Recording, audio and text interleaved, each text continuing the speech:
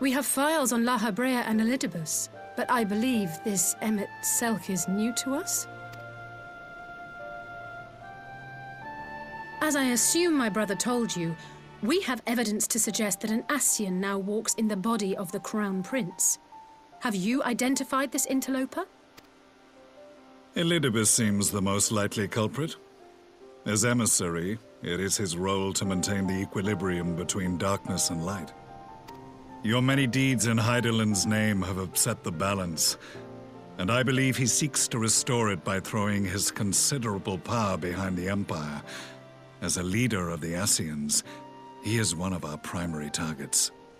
It was on the trail of this very prey that the boy and I came across the scene of a failed uprising. In the absence of a single Garlean casualty, we inspected the bodies of the rebels, and the lack of any external injury drew my immediate attention.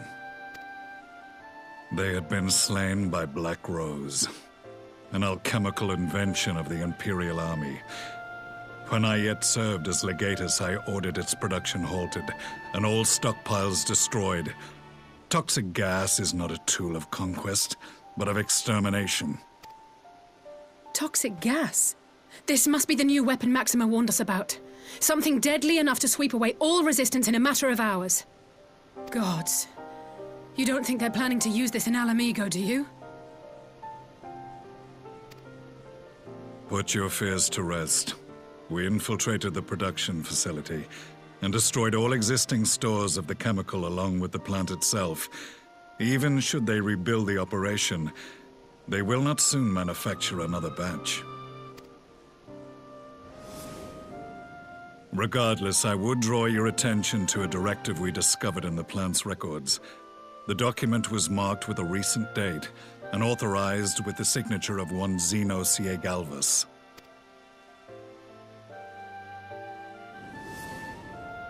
A dead man signing the death warrant for thousands. 'Tis bad comedy.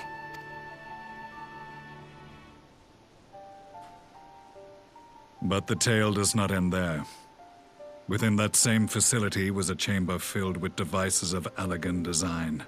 Cloning technology, we realized. And what should we find in each and every incubator? But a young Emperor Solus.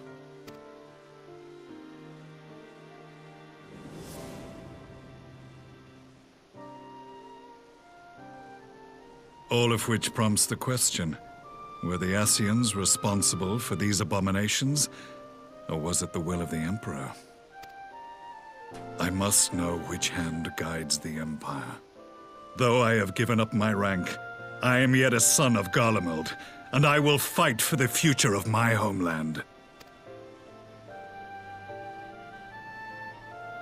It is time I return to the hunting of shadows. We should focus on our common foe. To reopen old quarrels now would serve no purpose.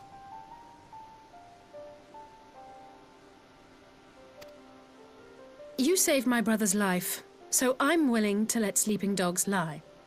But in truth, it's not my decision to make.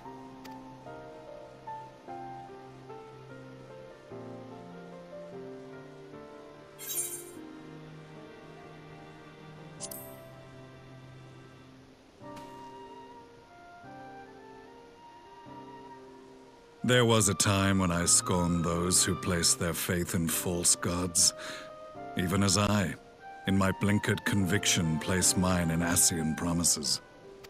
Unlike yours, my strength of will and my restraint was found wanting.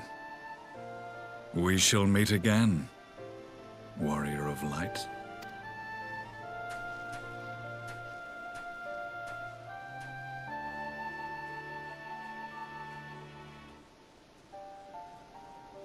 So that was the infamous Black Wolf. An unexpected ally, to say the least.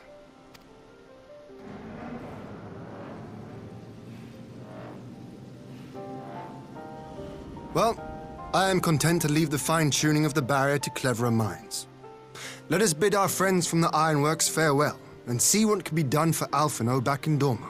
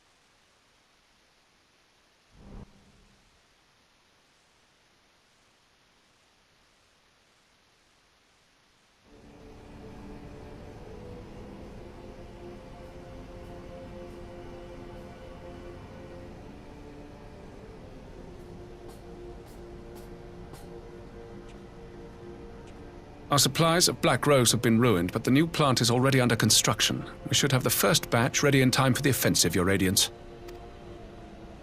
See that you do.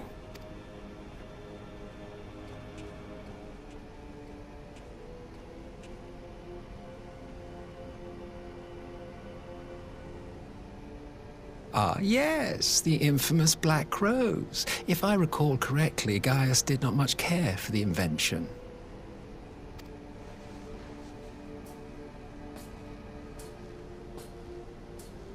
A ruthless and indiscriminate weapon indeed, this airborne poison.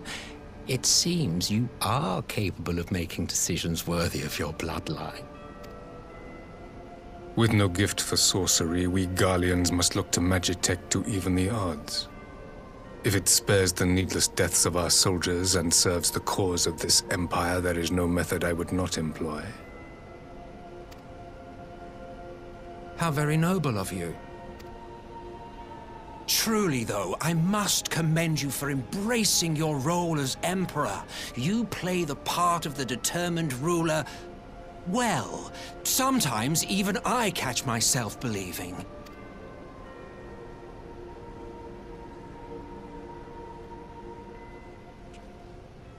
A silent agent of death.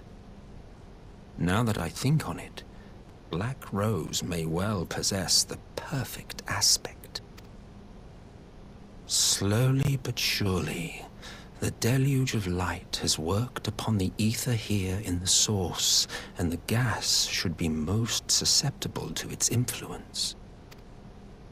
Well, I shall leave you to your own devices. Go forth and bloody the land with your grand and glorious war.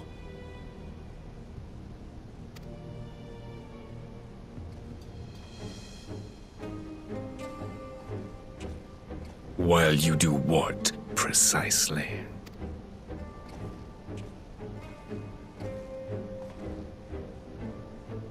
Need you ask? I will be doing what all Ascians do. I am well aware that your kind exists only to usher in the next calamity. But you seem oblivious to the harm your singular agenda causes to the Empire. You cannot have forgotten the events which followed your mortal demise.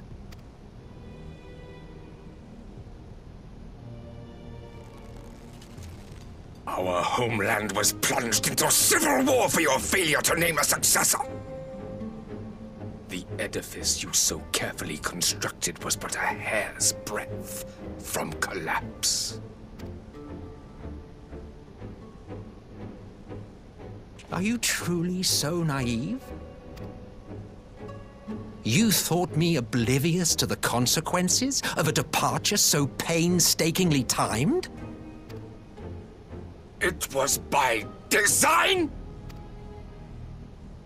Well, of course it was. Though I will admit the resulting panic exceeded even my wildest expectations. But how can you be surprised? Throwing the world into disarray was the very purpose for which this nation was, as you say, so carefully constructed.